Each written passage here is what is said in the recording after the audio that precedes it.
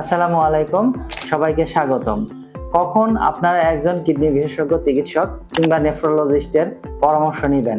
কেউ যদি দীর্ঘমেয়াদী কিডনি রোগ কিংবা সিকেডিতে আক্রান্ত হয়ে থাকেন, দিন দিন যদি রক্তের ক্রিয়েটিনিন বেড়ে যায়, হঠাৎ করে যদি কিডনি বিকল হয়ে যায়, প্রস্রাবের সাথে যদি অ্যালবুমিন কিংবা প্রোটিন যায়, প্রস্রাবের সাথে যদি রক্ত বা আরবিসি যায়, যদি পাসসেল যায়, আরো কিছু ইন্ডিকেশন আছে, যেমন কারো যদি প্রস্রাবের ইনফেকশন হয় এবং যদি বারবার কিডনিতে পাথর হয়, কারো যদি জন্মগত কিডনিতে ত্রুটি থাকে, শরীরে লবণের যদি ভারসাম্যহীনতা হয়, এবং কোনো কোনো ক্ষেত্রে দেখা যাচ্ছে যে আপনি 4 বা ততোধিক প্রেশারের ওষুধ খাচ্ছেন, তারপরও প্রেশার আপনার কন্ট্রোলে নাই, এবং কিছু কিছু উপসর্গ যেমন সারা শরীর যদি ফুলে যায়, বিশেষ করে মুখমণ্ডল এবং পা যদি ফুলে যায়, বা যদি দেখা যায় যে প্রস্রাবের জ্বালা পোড়া, ঘন ঘন প্রস্রাব হওয়া, রাতে বারবার প্রস্রাব হওয়া, তলপেটে ব্যথা হওয়া, মেরুদণ্ডের দুই পাশে ব্যথা হওয়া, বা কারো কারো ক্ষেত্রে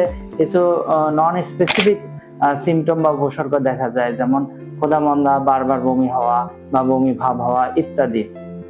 এই ধরনের যদি আপনার লক্ষণ দেখা দেয়, তাহলে অবশ্যই একজন কিডনি বিশেষজ্ঞ চিকিৎসক বা নেফ্রোলজিস্টের পরামর্শ নেবেন।